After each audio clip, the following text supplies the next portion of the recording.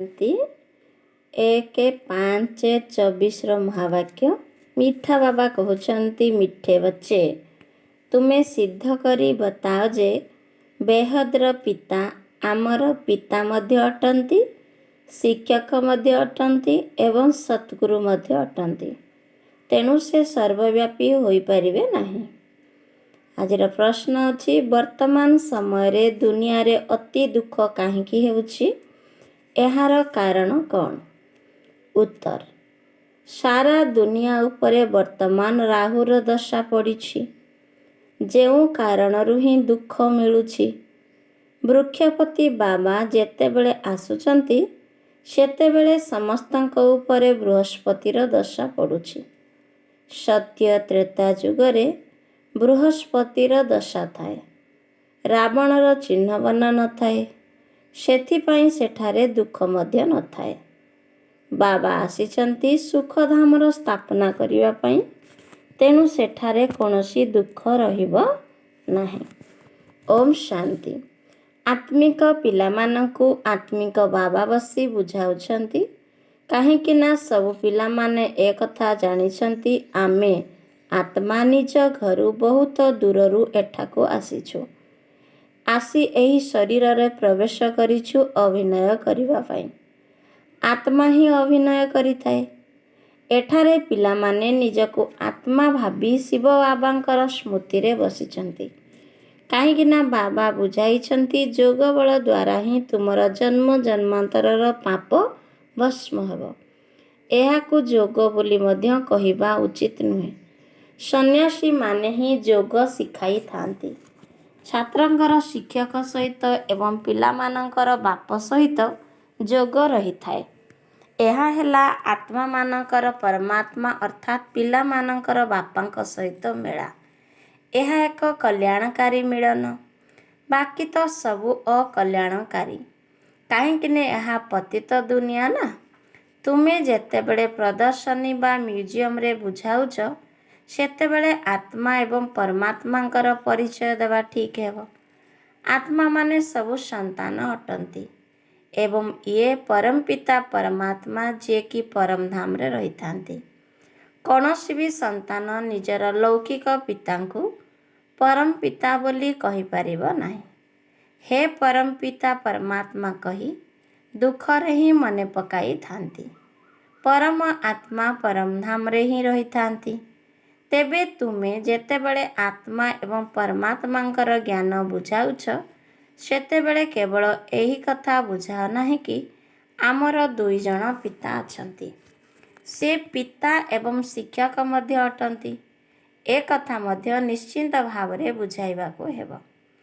आमे समस्ते भाई भाई अटु एवं परमात्मा सबु आत्मांकर पिता अटंती। भक्ति मार्ग रे समस्ते ईश्वर पितांकु मने पकाई थांती, काहेकि ना भगवान कठारु भक्तिर फल मिली थाए, अथवा पितांक ठारु पिलामाने संपत्ति नहीं थांती। भगवान पिलामानंकु भक्तिर फल देई थांती। कौन दियंती? विश्वर मालिक करुछंती। परंतु तुमको से केवल पिता अटंती बोली प्रमाणित करिवार नाही। से पिता सहित शिक्षा देला वाला शिक्षक सतगुरु मध्य अटंती। एही भली बुझाओ, तेबे सर्वव्यापीर विचार समाप्त होई जिवो। तेणु बुझाइबा समय एही सबु कथा को जोड़ी करी कुह। एही बाबा ज्ञानर सागर जे कि आसी राजजोगर शिक्षा देउचंती, सेमानको कुह सीए शिक्षादाता शिक्षक अटंती। तेबे सर्वव्यापी किपरि होई परिबे? शिक्षक एवं विद्यार्थी निश्चिंत भावरे अलगा अलगा अटंती, जेपरि पिता एवं पुत्र अलगा। आत्मा माने पिता परमात्मा को मने पकाई छंती एवं तांकर महिमा मध्य करुछंती। बाबा ही मनुष्य सृष्टिर बीजरूप अटंती। बाबा आसी आमको मनुष्य सृष्टिर आदि मध्य अंतर ज्ञान सुनाउछंती। बाबा वर्तमान स्वर्गर स्थापना करुछंती। आमे समस्ते स्वर्गवासी हेउछु। ता सहित ए कथा मध्य बुझाउछंती जे आमर दुई जण पिता अछंती। ଲୌକିକ ପିତା ପାଳନ କରିଥାନ୍ତି। ପୁଣି ଶିକ୍ଷକଙ୍କ ପାଖକୁ ପାଠ ପଢ଼ିବା ପାଇଁ ଯିବାକୁ ପଡ଼ିଥାଏ। ପୁଣି 60 ବର୍ଷ ପରେ ବାନପ୍ରସ୍ଥ ଅବସ୍ଥାରେ ଗୁରୁ କରିବାକୁ ପଡ଼ିଥାଏ। ତେଣୁ ସେଠାରେ ପିତା, ଶିକ୍ଷକ, ଗୁରୁ ଅଲଗା ଅଲଗା ହୋଇଥାନ୍ତି। ଏହି ବେହଦର ପିତା ତ ସବୁ ଆତ୍ମାମାନଙ୍କର ପିତା, ଜ୍ଞାନର ସାଗର ଅଟନ୍ତି। ମନୁଷ୍ୟ ସୃଷ୍ଟିର ବିଜୃପ ସଚ୍ଚିତ୍ ଆନନ୍ଦ ସ୍ୱରୂପ ଅଟନ୍ତି। ବାବା ସୁଖ ଏବଂ ଶାନ୍ତିର ସାଗର ଅଟନ୍ତି। ଶିବ ବାବାଙ୍କର ହିଁ ମହିମା କର। କାହିଁକି ନା ଦୁନିଆରେ ମତଭେଦ ବହୁତ ଅଛି ନା। ଯଦି ସିଏ ସର୍ବବ୍ୟାପୀ ତେବେ ଶିକ୍ଷକ ହୋଇ ପାଠ ପଢ଼ାଇବେ କିପରି? ପୁଣି ବାବା ସଦ୍ଗୁରୁ ମଧ୍ୟ ଅଟନ୍ତି। ସମସ୍ତଙ୍କର ଗାଇଡ୍ ହୋଇ ନେଇଯାଉଛନ୍ତି। ବାବା ଆମକୁ ଶିକ୍ଷା ଦେଉଛନ୍ତି ଅର୍ଥାତ୍ ଯୋଗ କରିବା ଶିଖାଉଛନ୍ତି। ଭାରତର ପ୍ରାଚୀନ ରାଜଯୋଗର ଗାୟନ ମଧ୍ୟ ରହିଛି। ପୁରୁଣାରୁ ପୁରୁଣା ହେଲା ସଙ୍ଗମ ଯୁଗ। ବାବା କହୁଛନ୍ତି ନୂଆ ଏବଂ ପୁରୁଣା ଦୁନିଆର ମଧ୍ୟବର୍ତ୍ତୀ ସମୟ। ତୁମେମାନେ ଜାଣିଛ ଆଜିଠାରୁ 5000 ବର୍ଷ ପୂର୍ବରୁ ବାବା ଆସି ଆମକୁ ନିଜର କରି ଆମର ଶିକ୍ଷକ ସଦ୍ଗୁରୁ ମଧ୍ୟ ହୋଇଥିଲେ। ସିଏ କେବଳ ଆମର ବାବା ନୁହନ୍ତି, ସିଏ ତ ଜ୍ଞାନର ସାଗର ଅର୍ଥାତ୍ ଶିକ୍ଷକ ହୋଇ ଆମକୁ ଶିକ୍ଷା ମଧ୍ୟ ଦେଉଛନ୍ତି। ବାବା ଆମକୁ ସୃଷ୍ଟିର ଆଦି ମଧ୍ୟ ଅନ୍ତର ରହସ୍ୟକୁ ବୁଝାଉଛନ୍ତି। କାହିଁକି ନା ସିଏ ବିଜୃପ ବୃକ୍ଷପତି ଅଟନ୍ତି। ସିଏ ଯେତେବେଳେ ଭାରତକୁ ଆସୁଛନ୍ତି ସେତେବେଳେ ଭାରତ ଉପରେ ବୃହସ୍ପତିର ଦଶା ପଡ଼ୁଛି। ସତ୍ୟ ଯୁଗରେ ସମସ୍ତେ ସର୍ବଦା ସୁଖୀ ଦେବୀ ଦେବତା ହୋଇଥାନ୍ତି। ସମସ୍ତଙ୍କ ଉପରେ ବୃହସ୍ପତିର ଦଶା ପଡ଼ିଥାଏ। ପୁଣି ଦୁନିଆ ଯେତେବେଳେ ତମ ପ୍ରଧାନ ହୋଇଯାଏ ସେତେବେଳେ ସମସ୍ତଙ୍କ ଉପରେ ରାହୁର ଦଶା ପଡ଼ିଥାଏ। ବୃକ୍ଷପତିକୁ କେହି ମଧ୍ୟ ଜାଣିନାହାନ୍ତି। ଯଦି ନ ଜାଣିବେ ତେବେ ସମ୍ପତ୍ତି କିପରି ମିଳିବ? ତୁମେ ମାନେ ଯେତେବେଳେ ଏଠାରେ ବସୁଛ ସେତେବେଳେ ଅଶରୀରୀ ହୋଇ ବସ। ଆମକୁ ତ ଏହି ଜ୍ଞାନ ମିଳିଛି ଯେ ଆତ୍ମା ଏବଂ ଘର ଅଲଗା ଅଲଗା। 5 ତତ୍ତ୍ୱରେ ଶରୀର ତିଆରି ହୋଇଗଲେ ଏଥିରେ ଆତ୍ମା ପ୍ରବେଶ କରିଥାଏ। ଏଠାରେ ସମସ୍ତଙ୍କର ଅଭିନୟ ନିର୍ଦ୍ଧାରିତ ହୋଇ ରହିଛି। ପ୍ରଥମେ ଏହି ମୁଖ୍ୟ କଥା ବୁଝାଇବାକୁ ହେବ ଯେ ଶିବ ବାବା ପରମ ପିତା ପରମ ଶିକ୍ଷକ ଅଟନ୍ତି। ତେବେ ଲୌକିକ ପିତା, ଶିକ୍ଷକ, ଗୁରୁଙ୍କ ମଧ୍ୟରେ ଥିବା ପ୍ରଭେଦ ବୁଝାଇବା ଦ୍ୱାରା ତୁରନ୍ତ ବୁଝିଯିବେ, ତର୍କ କରିବେ ନାହିଁ। ଆତ୍ମାର ପିତାଙ୍କ ପାଖରେ ହିଁ ସମସ୍ତ ଜ୍ଞାନ ରହିଛି। ତାଙ୍କ ପାଖରେ ଏହି କୁଶଳତା ରହିଛି। ଶିବ ବାବା ହିଁ ଆମକୁ ରଚନାର ଆଦି ମଧ୍ୟ ଅନ୍ତର ରହସ୍ୟକୁ ବୁଝାଉଛନ୍ତି। ଆଗରୁ ଋଷି ମୁନି ଆଦି କହୁଥିଲେ ଆମେ ରଚୟିତା ଏବଂ ରଚନାର ଆଦି ମଧ୍ୟ ଅନ୍ତକୁ ଜାଣିନାହୁଁ। କାହିଁକି ନା ସେହି ସମୟରେ ସେମାନେ ସତ୍ତ୍ୱ ଥିଲେ। ପ୍ରତ୍ୟେକ ଜିନିଷ ସତ୍ତ୍ୱପ୍ରଧାନ, ସତ୍ତ୍ୱ ରଜ ତମରେ ଆସିଥାଏ। ସବୁକିଛି ନୂଆରୁ ପୁରୁଣା ନିଶ୍ଚିନ୍ତ ଭାବରେ ହୋଇଥାଏ। ତୁମେମାନେ ଏହି ସୃଷ୍ଟିଚକ୍ରର ଆୟୁଷକୁ ମଧ୍ୟ ଜାଣିଛ। ଏହାର ଆୟୁଷ କେତେ ଏହା ମନୁଷ୍ୟମାନେ ଭୁଲି ଯାଇଛନ୍ତି। ବାକି ଏହି ଶାସ୍ତ୍ର ଆଦି ସବୁ ଭକ୍ତି ମାର୍ଗ ପାଇଁ ରଚନା କରିଛନ୍ତି। ବହୁତ କାହାଣୀ ଲେଖିଦେଇଛନ୍ତି। ସମସ୍ତଙ୍କର ପିତା ଏବଂ ସଦ୍ଗତି ଦାତା ଜଣେ, କିନ୍ତୁ ଗୁରୁ ଅନେକ ଅଛନ୍ତି। ସଦ୍ଗତି ଦାତା ସଦ୍ଗୁରୁ କେବଳ ଜଣେ ହିଁ ହୋଇଥାନ୍ତି। ସଦ୍ଗତି କିପରି ହୋଇଥାଏ ଏ କଥା ମଧ୍ୟ ତୁମମାନଙ୍କର ବୁଦ୍ଧିରେ ଅଛି। ତେବେ ଆଦି ସନାତନ ଦେବୀ ଦେବତା ଧର୍ମକୁ ହିଁ ସଦ୍ଗତି କୁହାଯାଏ। ସେଠାରେ କମ୍ ମନୁଷ୍ୟ ରହିବେ। ଏବେ ତ କେତେ ଢେର ମନୁଷ୍ୟ ଅଛନ୍ତି। ସେଠାରେ କେବଳ ଦେବତାମାନଙ୍କର ରାଜ୍ୟ ହେବ। ପୁଣି ବଂଶାବଳୀ ବୃଦ୍ଧି ହୋଇ ଚାଲିବ। ଲକ୍ଷ୍ମୀ ନାରାୟଣ ପ୍ରଥମ, ଦ୍ୱିତୀୟ, ତୃତୀୟ ଏହିଭଳି ଚାଲିବ। ପ୍ରଥମ ଲକ୍ଷ୍ମୀନାରାୟଣଙ୍କର ରାଜ୍ୟ ଚାଲିବା ସମୟରେ ବହୁତ କମ୍ ମନୁଷ୍ୟ ରହିବେ। ଏହି ଖ୍ୟାଲ ମଧ୍ୟ କେବଳ ତୁମର ହିଁ ଚାଲୁଛି। ଏ କଥା ତୁମେମାନେ ଜାଣିଛ, ଭଗବାନ ତୁମ ଆତ୍ମାମାନଙ୍କର ଏକମାତ୍ର ପିତା ଅଟନ୍ତି। ସେ ଅବିନାଶୀ ଅଟନ୍ତି। ବିନାଶୀ ପିତାଙ୍କ ଠାରୁ ବିନାଶୀ ସମ୍ପତ୍ତି ମିଳିଥାଏ। ଅବିନାଶୀ ବାବାଙ୍କ ଠାରୁ ଅବିନାଶୀ ସମ୍ପତ୍ତି 21 ପିଢ଼ି ସ୍ୱର୍ଗର ରାଜତ୍ୱ ମିଳିଥାଏ। 21 ପିଢ଼ି ଅର୍ଥାତ୍ ବୁଢ଼ା ହେଲା ପରେ ଶରୀର ଛାଡ଼ିଥାନ୍ତି। ସେଠାରେ ନିଜକୁ ଆତ୍ମା ଭାବିବେ। ଏଠାରେ ଦେହ ଅଭିମାନ କାରଣରୁ ଜାଣିନାହାନ୍ତି ଯେ ଆତ୍ମା ହିଁ ଗୋଟିଏ ଶରୀର ଛାଡ଼ି ଆଉ ଗୋଟିଏ ନେଇଥାଏ। ତେବେ ବର୍ତ୍ତମାନ ଦେହ ଅଭିମାନୀ ଆତ୍ମାମାନଙ୍କୁ ଆତ୍ମ ଅଭିମାନୀ କିଏ କରିବ? ବର୍ତ୍ତମାନ ସମୟରେ ଜଣେ ମଧ୍ୟ ଆତ୍ମ ଅଭିମାନୀ ନାହାନ୍ତି। ବାବା ହିଁ ଆସି ଆତ୍ମ ଅଭିମାନୀ କରୁଛନ୍ତି। ସତ୍ୟ ଯୁଗରେ ଏ କଥା ଜାଣିଥିବେ ଯେ ଆତ୍ମା ଏହି ପୁରୁଣା ଶରୀରକୁ ଛାଡ଼ିଯାଇ ଛୋଟ ପିଲା ହୋଇ ଜନ୍ମ ହେବ। ସର୍ପର ଉଦାହରଣ ମଧ୍ୟ ରହିଛି। ଏହି ସର୍ପ ଭ୍ରମରୀ ଆଦିର ଉଦାହରଣ ସବୁ ଏଠାକାର ଏବଂ ବର୍ତ୍ତମାନ ସମୟର ଅଟେ, ଯାହା ପୁଣି ଭକ୍ତି ମାର୍ଗରେ ମଧ୍ୟ କାମରେ ଆସିଥାଏ। ବାସ୍ତବରେ ବ୍ରାହ୍ମଣୀ ତ ତୁମେମାନେ ଅଟ, ଯେ କି ବିଷ୍ଠାର କୀଟକୁ ଜ୍ଞାନର ଭୁଁ ଭୁଁ କରି ମନୁଷ୍ୟରୁ ଦେବତା କରିଦେଉଛ। ବାବାଙ୍କ ପାଖରେ ଜ୍ଞାନ ଅଛି ନା? ସିଏ ହିଁ ଜ୍ଞାନର ସାଗର, ଶାନ୍ତିର ସାଗର ଅଟନ୍ତି। ସମସ୍ତେ ଶାନ୍ତି ମାଗୁଛନ୍ତି ନା? ଶାନ୍ତି ଦିଅ କାହାକୁ ଡାକୁଛନ୍ତି?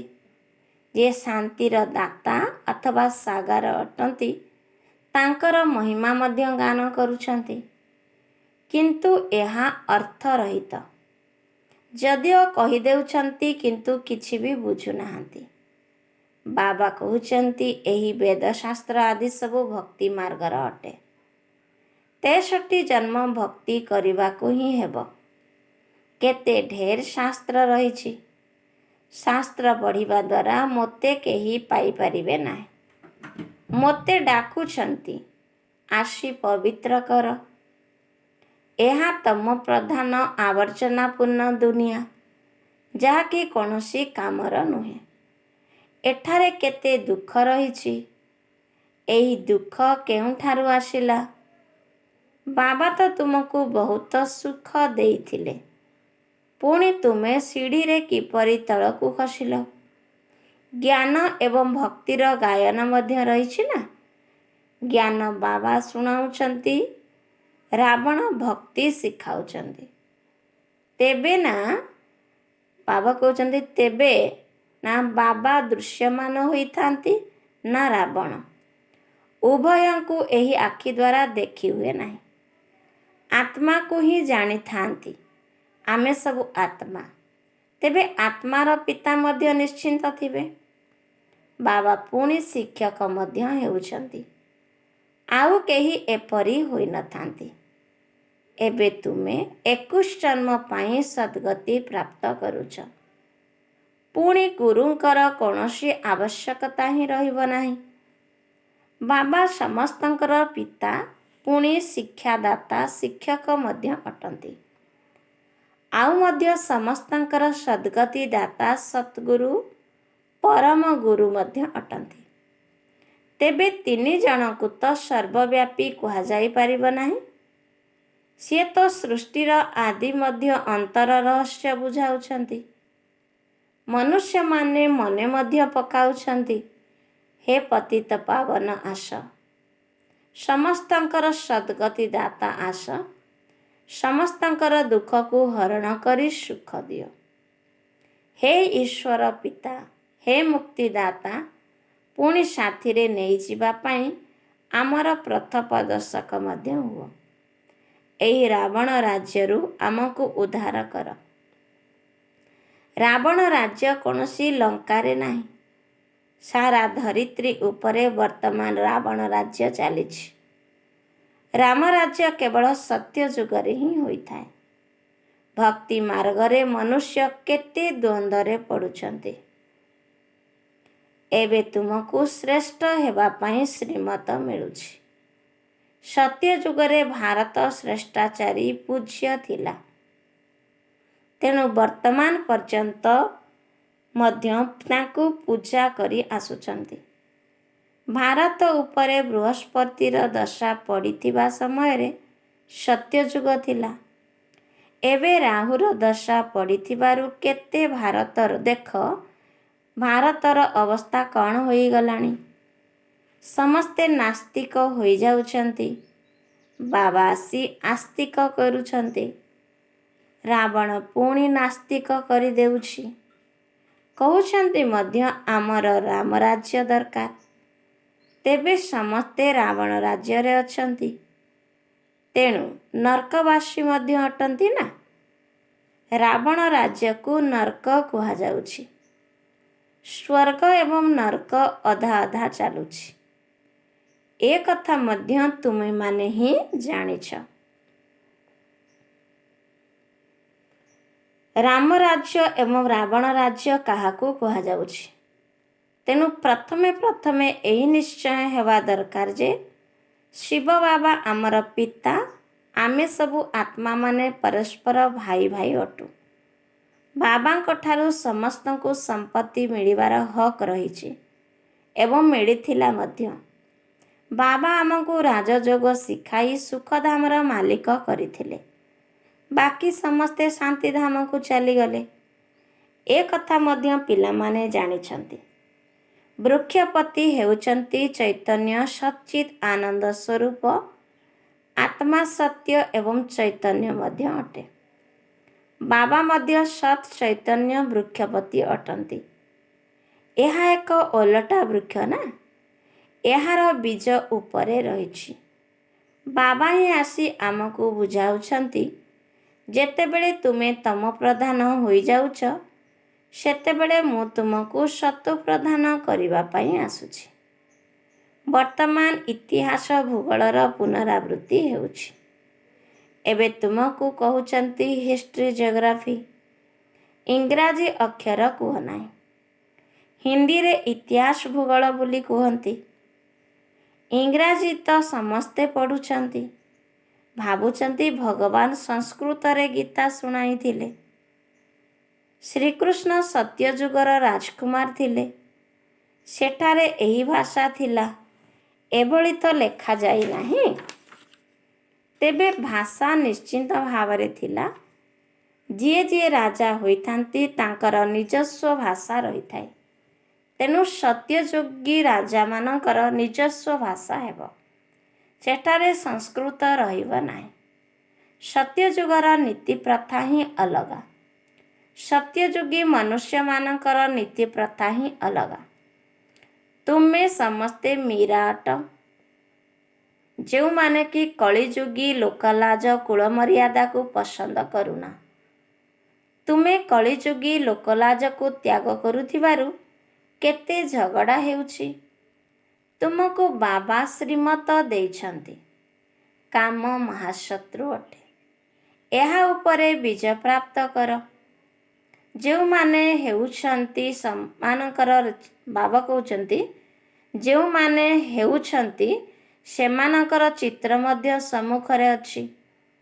ତୁମକୁ ଅବିନାଶୀ ବାବାଙ୍କ ଠାରୁ ରାୟ ମିଳୁଛି ଯେ ବିଶ୍ୱରେ ଶାନ୍ତି କିପରି ସ୍ଥାପନ ହେବ। ଶାନ୍ତି ଦିଅ କହିଲେ ବାବା ହିଁ ମନେ ପଡ଼ୁଛନ୍ତି। ବାବା ହିଁ ଆସି କଳ୍ପ କଳ୍ପ ବିଶ୍ୱରେ ଶାନ୍ତି ସ୍ଥାପନ କରୁଛନ୍ତି। ତେବେ କଳ୍ପର ଆୟୁ ଲମ୍ବା କରିଦେଇଥିବାରୁ ମନୁଷ୍ୟ କୁମ୍ଭକର୍ଣ୍ଣର ନିଦ୍ରାରେ ଯେପରି ଶୋଇଯାଇଛନ୍ତି।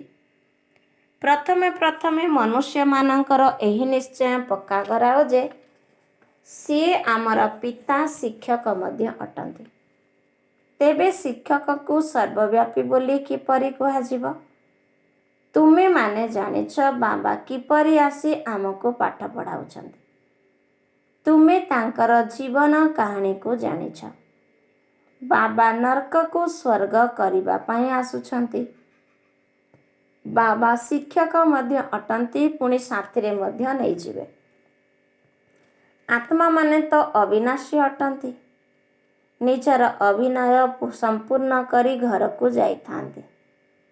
ତେଣୁ ଘରକୁ ନେଲା ବାଲା ଗାଇଡ଼ ମଧ୍ୟ ଦରକାର ନା।